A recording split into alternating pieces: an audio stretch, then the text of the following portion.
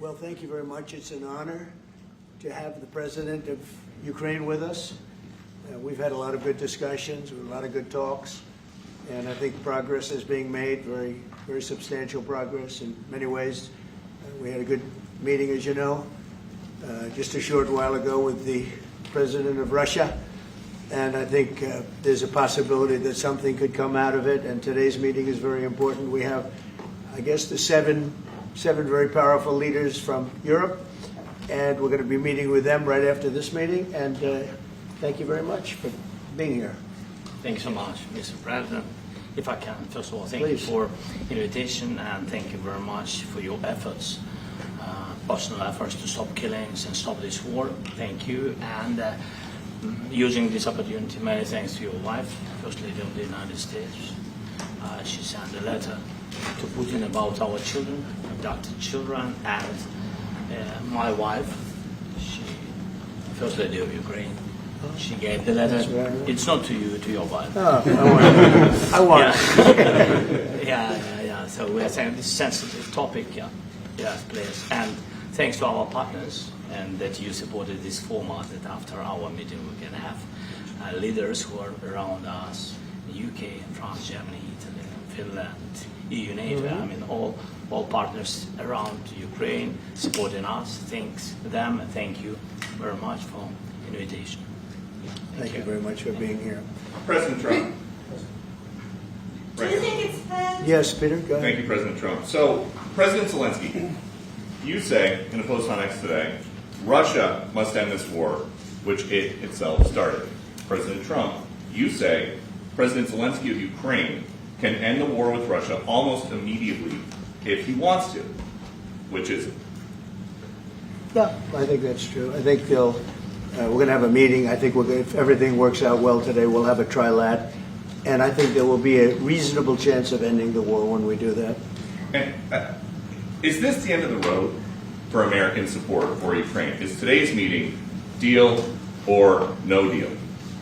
I can never say that. It's never the end of the road. People are being killed, and we want to stop that. So I would not say it's the end of the road. No, I think we have a good chance of doing it. It's been almost 4 years now that a lot of people were killed last week. A lot of people last week. I mean, millions of people killed, but a lot of people last week for whatever reason. A big number, a lot of soldiers, on both sides. And I know the president, I know myself, and I believe Vladimir Putin wants to see it ended. And as you met with Putin on Friday, today you've got President Zelenskyy here. As you listen to Russia and Ukraine, which side has the better cards? Well, I don't want to say that. I'm just here to be. Look, this isn't my war. This is Joe Biden's war. He's the one that had a lot to do with this happening, and we want to get it ended. And we want it to end good for everybody. We want it to end good. The people of Ukraine have suffered incredibly. And to that point, President Zelenskyy, are you prepared to keep sending Ukrainian troops to their deaths for another couple years, or are you going to agree to redraw the maps? Thank you for your question. So, first of all, we live under each day attacks. That today have been a lot of attacks and a lot of wounded people, and the child was dead, small one year and a half. So we need to stop this war, to stop Russia, and we need support, American and European partners. And we will do our best for this. So, and I think we show that we are strong people, and we supported the idea of the United States, personally of President Trump, to stop this war, to make a diplomatic way of finishing this war. And we are ready for trilateral, as President said. This is a good signal about trilateral. I think this is very good. Thank you. Mr. President,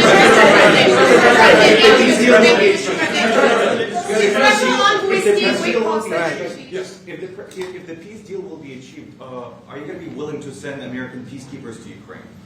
Well, we're going to work with Ukraine. We're going to work with everybody, and we're going to make sure that if there's peace, the peace is going to stay long term. This is very long term. We're not talking about a 2-year peace and then we end up in this mess again. We're going to make sure that everything's good. We'll work with Russia. We're going to work with Ukraine, and we're going to make sure it works. And I think if we can get to peace, it's going to work. I have no doubt about it. Your team has talked about Your team has talked about security guarantees. Could that involve U.S. troops? Would you roll that out in the future? We'll let you know that maybe later today. We're meeting with 7 great leaders of great countries also, and we'll be talking about that. They'll all be involved, but there'll be a lot of help when it comes to security. There's going to be a lot of help. It's going to be good. They are first line of defense because they're there. They're Europe, but we're going to help them out also. We'll be involved. Mr. President, Vladimir Putin mentioned that the war will not end without addressing the root causes of this war. Have you had an understanding what are the root causes of this war? Well, look, the war is going to end. When it ends, I can't tell you, but the war is going to end, and this gentleman wants it to end, and Vladimir Putin wants it to end. I think the whole world is tired of it, and we're going to get it ended. It was, I've done 6 wars. I've ended 6 wars, and I thought this maybe would be the easiest one, and it's not the easiest one. It's a tough one. A lot of reasons for it, and they'll be talking about it for a long time, but they'll be talking about the others. Look, India, Pakistan, we're talking about the big places. When you look at, you just take a look at some of these wars. You go to Africa and take a look at that. Rwanda and the Congo, Republic of the Congo. That's been going on for 31 years. And so we've done a total of 6, and we really have 6, not including the fact that we obliterated, and it turned out to be a total obliteration, the nuclear, as you said, the future nuclear capability of Iran. And this one, I think we're going to get solved also. I feel confident we're going to get it solved. Thank you, Mr. President. Can you tell us about your conversations with European leaders and what they need to see to support an end to the war? Yeah, well, we're going to be meeting with a great representative group and 7 very powerful, very big countries, and great people, all friends of mine and friends of yours. And we're going to have some suggestions made. They want to see peace. They would like to see peace. When did Russia, you said last In night the red, in the red. President Trump, do you think it's fair to, for Ukraine and for Russia to achieve a lasting and durable peace if Ukraine cedes its territories that Russia hasn't yet conquered? Do you think it's a fair peace for Ukraine? We're going to have a lasting peace. Just to answer the first part of your question, we're going to have a lasting peace. I hope it's going to be immediately. I hope it doesn't have to go on. And I think people of the whole world is going to be very happy when that's announced. Mr. President, you posted on social media, Mr. President, a very touching letter from the First Lady. And the letter was hand-delivered to President Putin. And it calls for an end to the war, essentially, because of the children and the children's future. Why did the First Lady feel that letter was necessary? Was it because she believes that Mr. Putin is the aggressor in the war? Is a similar letter being hand-delivered to President Zelenskyy? So the First Lady felt very strongly. She's watched the same thing that you watch and that I watch. I see things that you don't get to see, and it's horrible. But when she's got a great love of children, she has a wonderful son that she loves, probably more than anybody, including me. I hate to say it, but she loves her son. She loves children, and she hates to see something like this happening. And that goes for other wars too. I mean, she sees the heartbreak, the parents, the funerals that you see on television. Always funerals. We want to see something other than funerals. No, she felt. It was a beautiful letter. It was very well received by him. And she did ask me to say, she would love to see this end. She would love to see it end. And she says it very openly, very proudly, and with great sorrow because so many people have been killed. Mr. President, last week, Brian, go ahead, Brian. Yes, sir. I've got a question for each of you. Yes. First of all, Mr. President Zelensky, you look fabulous in that suit. I said the same thing. Yeah, you look good. I said the same thing. Yeah, looks good on I you. said the one that attacked you last time. See, now I remember that. Yeah, I apologize to you. You look wonderful. No, my first question for you, President But Zelensky. you are in the same suit. You see, I changed, you are not. Maybe yours is much better. Please. real quickly, upon peace, God willing we get peace, are you open to holding an election in your country? Yes, of course. We are open for election, yes. We have to do safety circumstances, and a little bit we need to work in the parliament, because during the war you can't have elections, but we can do security. We need, maybe, how to say, we need a truth, yes, everywhere, in the battlefield, in the sky, in the sea, yeah, to make possible for people to do democratic, open, legal elections. So you say we're ready. during the war you can't have elections. So let me just say 3.5 years from now. So you mean if we happen to be in a war with somebody, no more elections? Oh, that's good. I wonder what the fake You like news this is. idea? Yeah.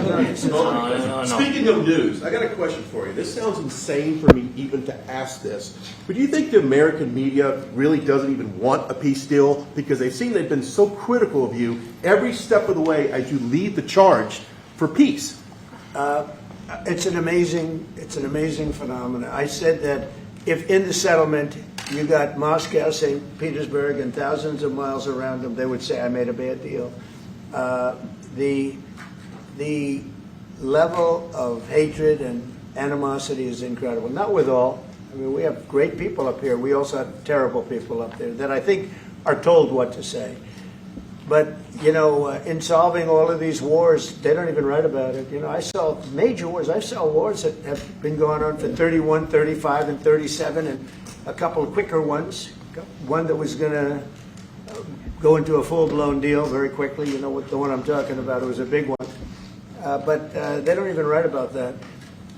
No matter what I do, no matter what, and this is not anything to do with you. It's probably to your advantage in a certain way. But no matter what I do, no matter what deal I make, from my standpoint, you'll come out good.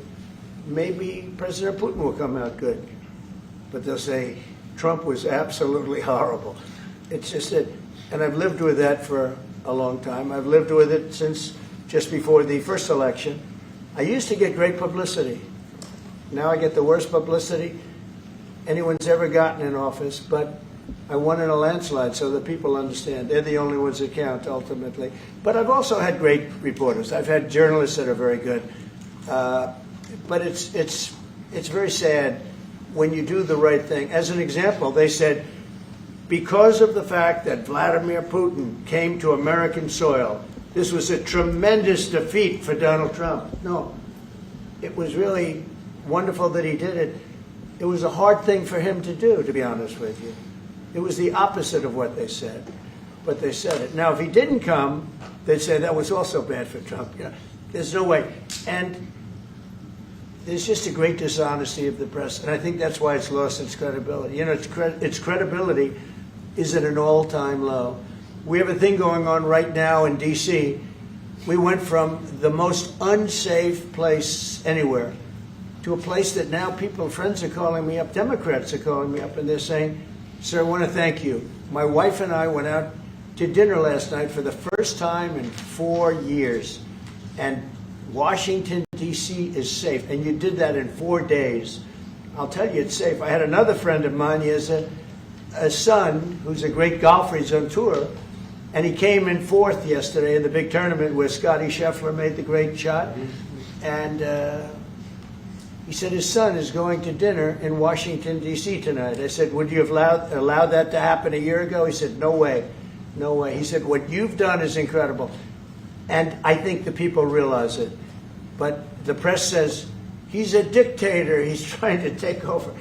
No, all I want is security for our people. But people that haven't gone out to dinner in Washington, D.C. in 2 years are going out to dinner. And the restaurants the last 2 days were busier than they've been in a long time. Thank you. I walked around yesterday with MTG. If you can walk around with D.C. with MTG and not be attacked, the city is safe. Yes. Thank you, Mr. President. Last week you warned of what you called severe consequences if a 30-day ceasefire or any type of ceasefire were not agreed to by Russia. Will there be severe consequences? Does that change because of I your don't meeting think you with need a President Putin? ceasefire. If you look at the 6 deals that I settled this year, they were all at war. I didn't do any ceasefires. And I know that it might be good to have, but I can also understand strategically why, well, you know, one country or the other wouldn't want it. You have a ceasefire and they rebuild and rebuild and rebuild, and, you know, maybe they don't want that. But if you look at the 6 deals that we made peace and you know, long-term, long-running wars, I didn't do any ceasefires. Would I like the concept, you know, I like the concept of a ceasefire for one reason, because you'd stop killing people immediately, as opposed to in 2 weeks or 1 week or whatever it takes. But we can work a deal where we're working on a peace deal while they're fighting. They have to fight. I wish they could stop. I'd like them to stop. But strategically, that could be a disadvantage for one side or the other. But all of these deals I made without even the mention of the words ceasefire. President Zelenskyy, can you explain the decision to offer Ukraine Article 5 like security guarantees, but stop short of pushing for their full membership? Yeah, well, we haven't done anything on that yet. If you look back and you go back long before President Putin, it was always a statement that they would never allow Ukraine into NATO. So that was a statement that was made, but we haven't discussed any of that yet. We're going to be discussing it today.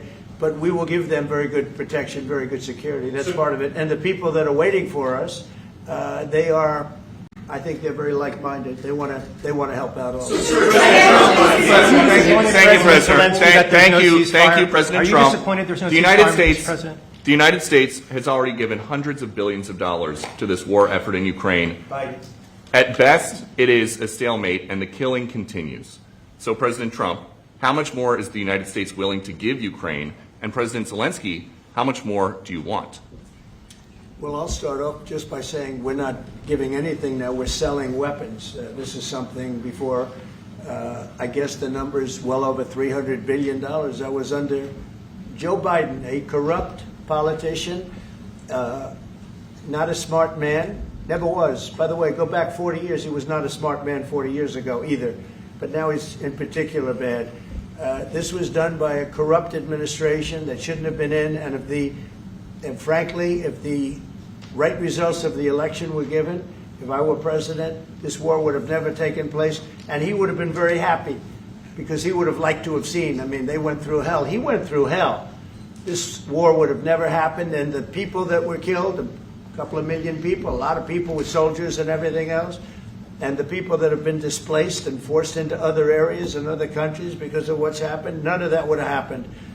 And I'm just saying that he was a horrible president. Whether it was the borders or this, he was just a horrible, corrupt president. Mr. President, You want to I can. Thank you so much. So first of all, we have possibility now to buy weapon from the United States. We are thankful for this program and this opportunity. We are thankful for Europe. They pay for this.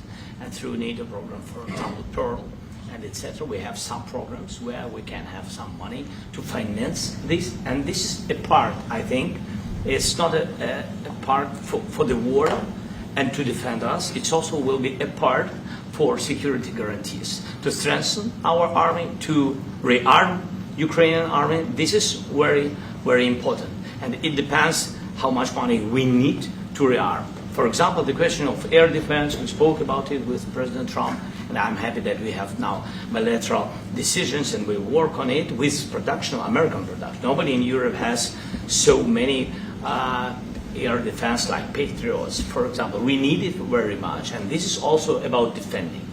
I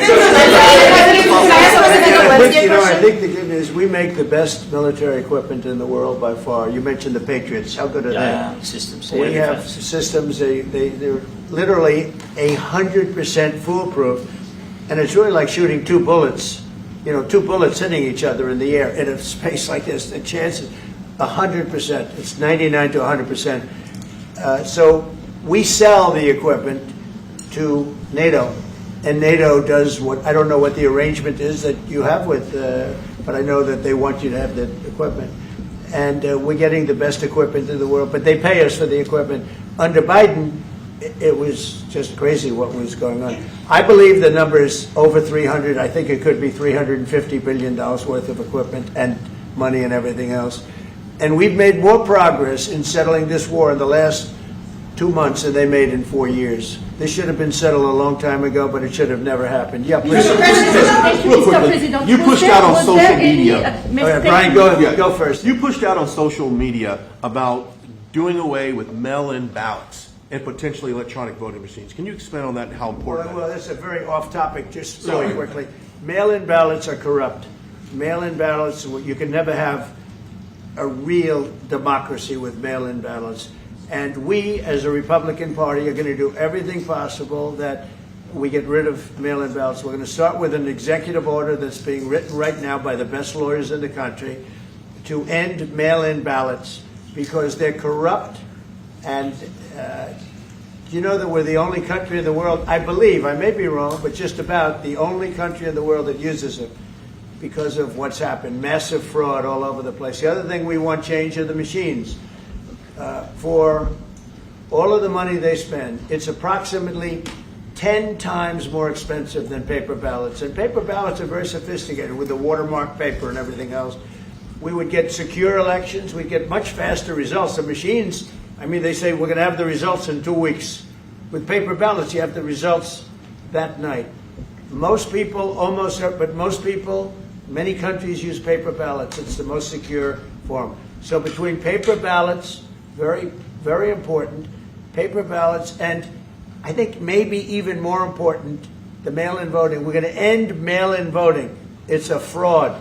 If you have mail-in vote, even Jimmy Carter with this commission, they set it up. He said the one thing about mail-in voting, you will never have an honest election if you have mail-in. And it's time that the Republicans get tough and stop it because the Democrats want it. It's the only way they can get elected. Because with men and women's sports and with transgender for everybody and open borders and all of the horrible things, and now the new thing is they love crime.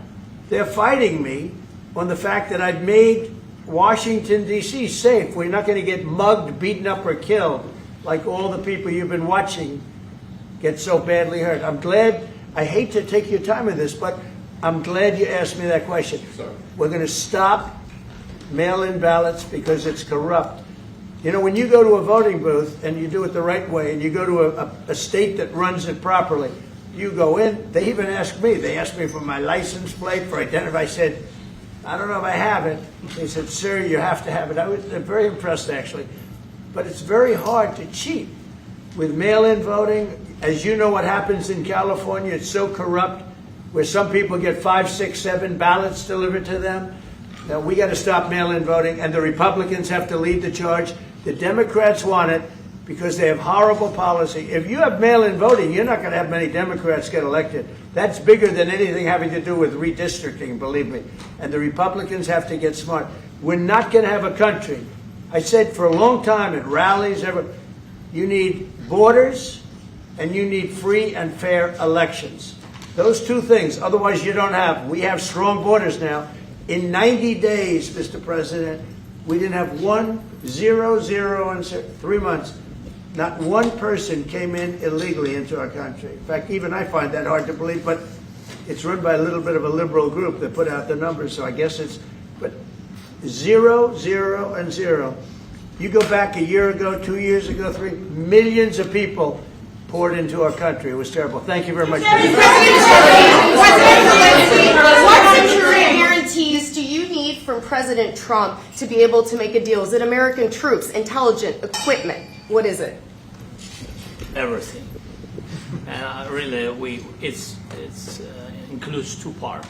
First, strong Ukrainian army. That's what I began to discuss with your colleagues. And it's a lot about weapon and then people and training missions and intelligence. And second, we will discuss with our partners. It depends on the big countries, on the United States, on a lot of our friends. And Mr. President, are you willing to commit American troops to that NATO-like protection in order to get President Zelenskyy to a deal today? Well, I don't know if you define it that way, but NATO-like, I mean, we're going to give, we have people waiting in another room right now. They're all here from Europe, biggest people in Europe, and they want to give protection. They feel very strongly about it, and we'll help them out with that. I think it's very important. I think it's very important to get the deal done. You've been involved with the peacekeeping in Ukraine since your first day in the administration. What would you say to the Ukrainian people right now who are suffering under the Russian attacks and hoping that the American people will stand with them? Well, I know Ukrainian people. I've known many over the years. They're great people. They're smart. They're energetic. They love their country. I mean, they love their country, and we want to get this war ended. That's all I can do. I love the Ukrainian people, but I love all people. I love the Russian people. I love them all. I want to get the war stopped. Very important. Mr. President, was there any aspect of your discussion with Vladimir Putin that left you disappointed? Look, we just spoke to, I was just telling the president, I just spoke to President Putin indirectly, and we're going to have a phone call right after these meetings today. And we may or may not have a trilat. If we don't have a trilat, then the fighting continues. And if we do, we have a good chance. I think if we have a trilat, there's a good chance of maybe ending it. But he's expecting my call when we're finished with this meeting. Thank you very much, everybody. Thank you.